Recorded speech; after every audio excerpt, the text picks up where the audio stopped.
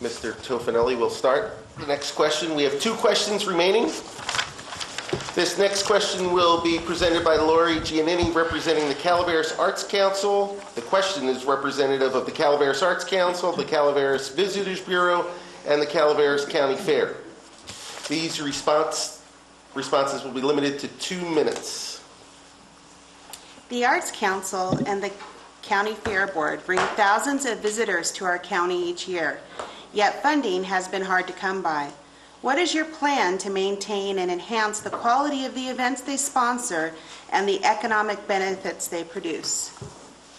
Well, I just read an article in the newspaper yesterday that said that Fair had a banner year, that it was very profitable for it. So if the county is to subsidize it, it was a state fair, and it was funded by the state, and that their economic problems, they've stepped away from it. But it was run very well, and Lori, you did a great job. I commend you on the first year of the state stepping away from it, and all the volunteers that put on the fair over there this year. It was a wonderful event. I hope everybody that's here tonight attended it, because it was absolutely wonderful. But I think that's an example of what can be done if people step up to the plate, and you have good people on the board to run something like that. And I think we can use that as an example and go forward off of that. Yeah, I think it was 18% of your operating budget from what they were operating when the state was funding it to this last year. And remarkable, the fair is better than ever. So I really commend you, and I know the Arts Council does a tremendous job for many decades here in the county, bringing arts alive to not only to our children in the schools, but also to our communities through programs like Music in the Park. And so I think, just like the rest of these programs, they're part of our fundamental structure of Western civilization here we're talking about. And so how do we fund these fundamental needs for our community is the root of this entire evening.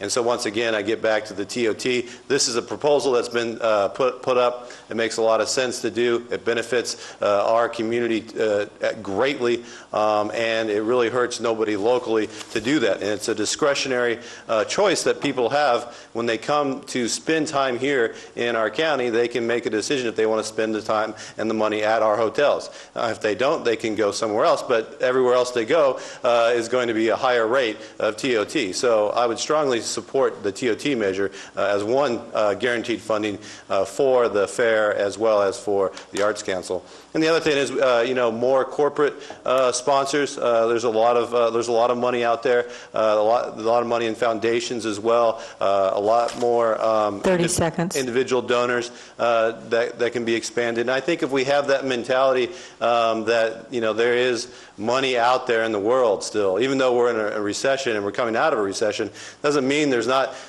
a lot of money in the world, and I think that money out there is going to various communities around the country through foundations, private foundations, as well as governmental foundations, and I think that money can come here to support the much needed programs here in Calaveras County. I feel it's a fundamental thing where my taxpayer dollars are going to Washington, D.C. I want that money to come back here to Calaveras County rather than going somewhere else and being put to work somewhere else. I think our money, our taxpayer money, should come here, and we should have an attitude as supervisors of, let's get our own tax money back and put it to work in our own communities.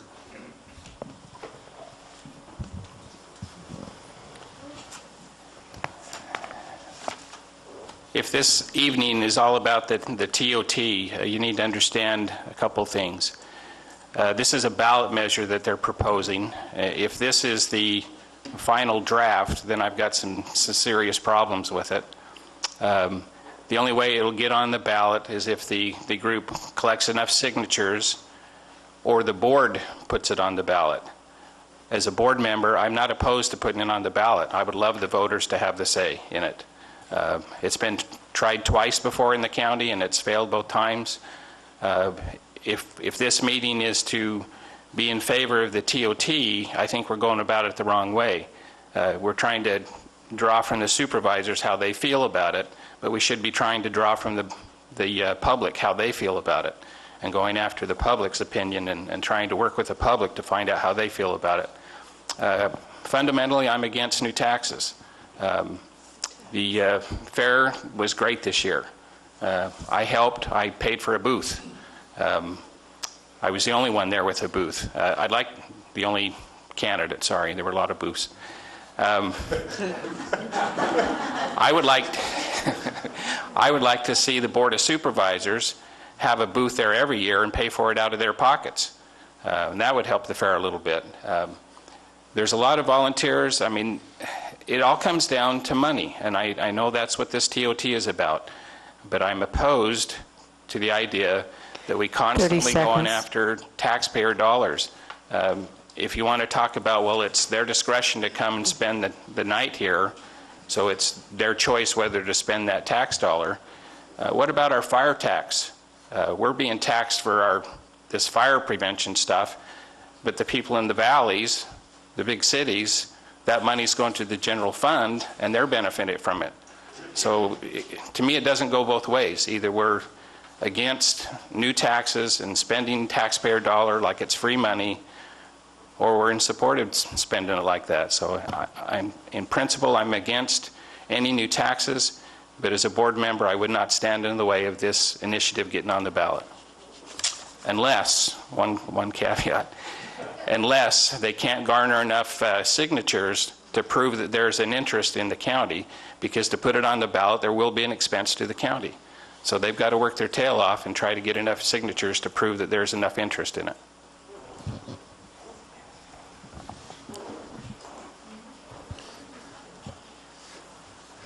I think arts, quite frankly, do very well without government support.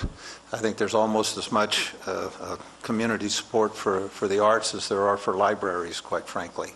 And you point out that their budget was cut by, what, 82%, or somebody said they only had 18%, I think Mr. Wright, and yet they had a very successful year.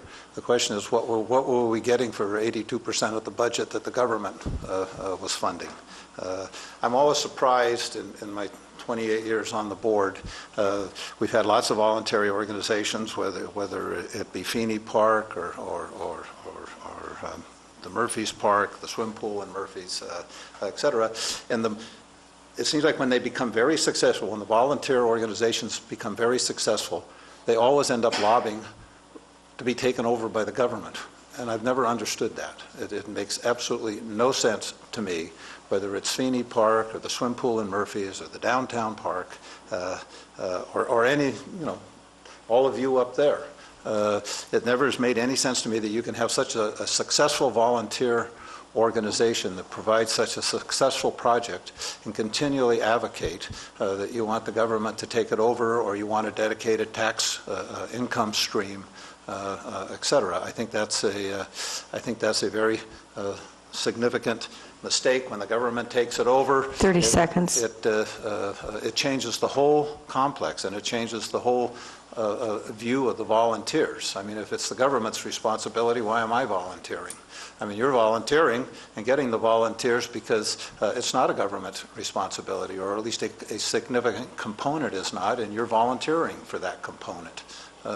So I think it's a mistake to think that the county government should go out and start subsidizing the arts. And once you start subsidizing something, there's never, I think Bryce pointed out, there's never enough money. Everybody needs more money. Who doesn't need more money? I mean, everybody needs more money. And there isn't enough money to go around. And that's why economics is called the dismal science, because you have to make priorities. You can't give everybody everything.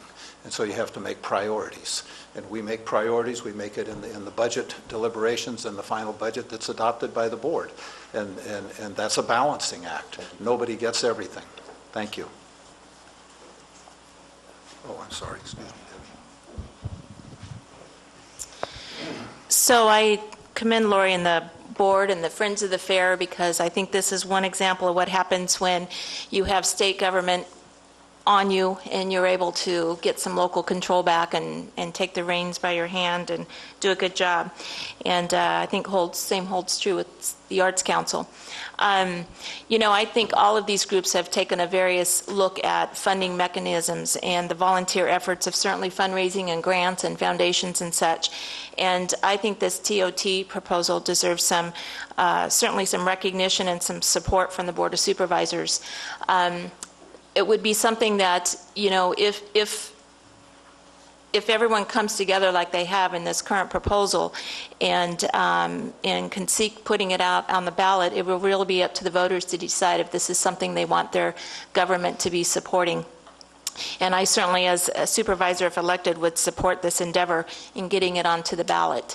I think in this day and age, as funding sources are drying up, we need to look at every avenue that we can. In regards to a TOT, it is local dollars that stay at home. Much what Chris said, you know, I don't want my dollars going to Sacramento and it goes into a black hole and you don't know really what returns to Calaveras County. But with the TOT tax, you can follow it and you can track it, and you can be very specific as to where you want your dollars to go. And I think this is an excellent way that we can keep our local dollars here at home and support the many fine organizations that are putting this forward. And it's something that we definitely need to have the voters of Calaveras County have a say in.